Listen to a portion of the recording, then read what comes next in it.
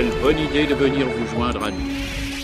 Mais pourquoi Dark Maul est mort aussi vite? Est-ce que sa mort est digne de lui? Voyons tout cela dans cette vidéo. Salut à tous les amis, j'espère que vous avez la force et bienvenue sur la chaîne de la TAT. Aujourd'hui je voulais voir avec vous la mort de Dark Maul comme vous avez pu le lire dans le titre, et surtout vous expliquer pourquoi selon moi cette mort est la mort la plus digne qu'aurait pu recevoir le Zabrak. Et d'ailleurs je tiens à préciser que je ne parle pas de cette mort là que nous voyons dans l'épisode 1, mais bel et bien de celle que nous voyons dans Rebels. Tout d'abord, je vous propose que nous revenions un petit peu sur le passé de Maul, sur ce qui lui est arrivé entre l'épisode 1 jusqu'à leur rencontre sur Tatooine entre l'épisode 3 et l'épisode 4. Dans le 1, Maul affronte Obi-Wan et son maître Qui-Gon Jinn. Maul vaincra Qui-Gon, mais cependant, il se fera découper de la main d'Obi-Wan Kenobi. Plus tard, son frère Savage Opress le récupère, et on apprend par la suite que si Maul avait survécu de sa chute et du fait d'avoir été découpé par Obi-Wan, c'était donc en fait dû à la rage qu'il éprouvait envers Obi-Wan Kenobi. La rage qu'il éprouvait envers ce Jedi l'a maintenu en vie durant tout ce temps. Et chez les Sith, il est très commun de survivre quand on possède une haine incommensurable. Je pense notamment ici à Dark Sion, qui possède un corps en lambeaux, tout cicatrisé, mais qui grâce à sa puissance envers le côté obscur, a su survivre durant plusieurs années. C'est un petit peu le cas de Dark Maul si on va par là. Bref, ainsi Maul aura l'occasion de revoir Obi-Wan Kenobi et de lui infliger plusieurs souffrances, en tuant notamment celle qu'Obi-Wan aimait, la duchesse mandalorienne Satine Kryze. Oui, en effet, la haine de Maul était vraiment très puissante envers Obi-Wan Kenobi, on peut le voir. Mais malgré tout, les plans de Dark Maul furent tous détruits par l'empereur Palpatine lui-même, et plus tard, Maul se fit capturer par la République. Et ce n'est que plusieurs années après l'Ordre 66 donc, qu'il rencontre nos héros de la série Star Wars Rebels. Et c'est dans cette même série animée que Dark Maul apprendra indirectement la position d'Obi-Wan. Il se rendra donc dans le désert de Tatooine, et finit par le retrouver. Voilà pour ce qui est de Dark Maul.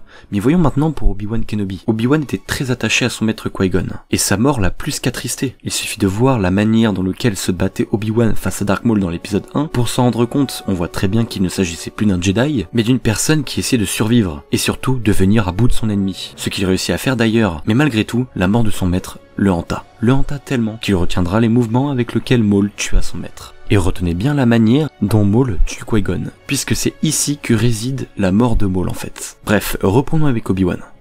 Une autre preuve qui montre qu'Obi-Wan est assez attristé et qu'il y a un réel manque avec son maître, serait la scène dans l'épisode 3 où Yoda apprend à Obi-Wan qu'il pourrait prendre contact avec son ancien maître Qui-Gon, qui fait plus qu'un avec la force. Dans cette scène, on peut lire sur le visage d'Obi-Wan une certaine joie, ce qui est totalement compréhensible, mais ce qui montre encore une fois le manque qu'a Obi-Wan avec Qui-Gon. Voilà pour le petit récap des deux personnages, ce qui je trouve très intéressant à rappeler. Maintenant, analysons ce duel, qui était très court, dans Rebels. Dark Maul retrouve donc finalement Obi-Wan Kenobi, celui qui est quelque part sa seule raison de vivre désormais. Il veut prendre sa revanche. Mais va-t-il l'avoir? Eh bien la réponse serait oui. Je m'explique. Le duel est comme je vous l'ai dit très court. Nous avons un Obi-Wan, ou devrais-je dire Ben, très silencieux et très sage, en comparaison à un Maul qui lui veut absolument en découdre et est plus violent que jamais. En apprenant finalement qu'Obi-Wan se terre dans le désert de Tatooine pour protéger quelqu'un, Obi-Wan enclenche son sabre laser, se rendant compte que Maul pourrait détruire ce que Luke réalisera plus tard. Ainsi, Maul s'élance sur son ennemi juré,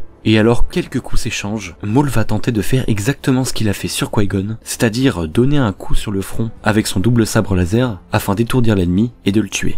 C'est exactement ce qu'il a fait pour Qui-Gon, regardez bien.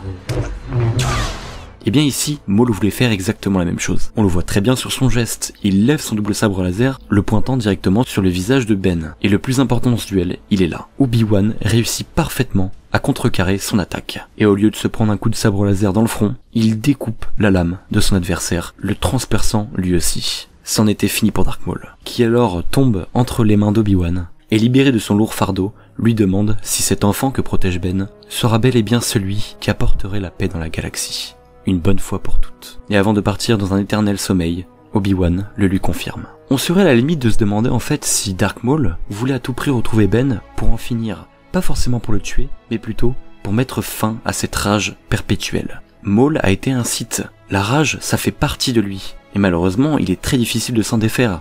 Quelque part, c'est comme s'il cherchait à mourir et se délivrer de lui-même. C'est ça que je trouve beau, il n'y avait pas besoin de faire un duel de plusieurs minutes, avec des acrobaties ou quoi que ce soit. Nous avons ici parfaitement la représentation des deux personnages. D'un côté Dark Maul, un personnage très agressif, qui le restera tout du long, qui cherche à se délivrer. Dark Maul est quelque part une victime, comme beaucoup de Jedi et comme beaucoup d'autres. Victime de Dark Sidious, de l'empereur Palpatine. Et durant ce duel, devrais-je dire à la conclusion de ce duel, Ben n'a fait que le soulager de ce lourd fardeau. Elle est là toute la subtilité de ce duel et ce que je trouve très juste concernant la mort de Dark Maul. Alors je sais évidemment que pour beaucoup d'entre vous, vous auriez aimé un combat un peu plus juste, un combat digne de Dark Maul, mais à mon sens, eh bien, c'est ce qu'il y avait de mieux à faire. Et de voir en plus ce geste avec lequel il est mort, on voit que Dark Maul a essayé de tuer Obi-Wan de la même manière dont il a tué Qui-Gon. Est-ce qu'ici c'est fait volontairement par Maul? Quoi qu'il en soit, on voit bel et bien que Ben a réussi à contrecarrer son attaque directement. Comme si, comme je vous l'avais dit au début de cette vidéo, Obi-Wan était hanté par la mort de son ancien maître, et la voyait en boucle, et pouvait en faire des cauchemars. Il avait donc anticipé l'attaque de Maul. Et c'est ça que j'aime énormément dans ce duel, qui est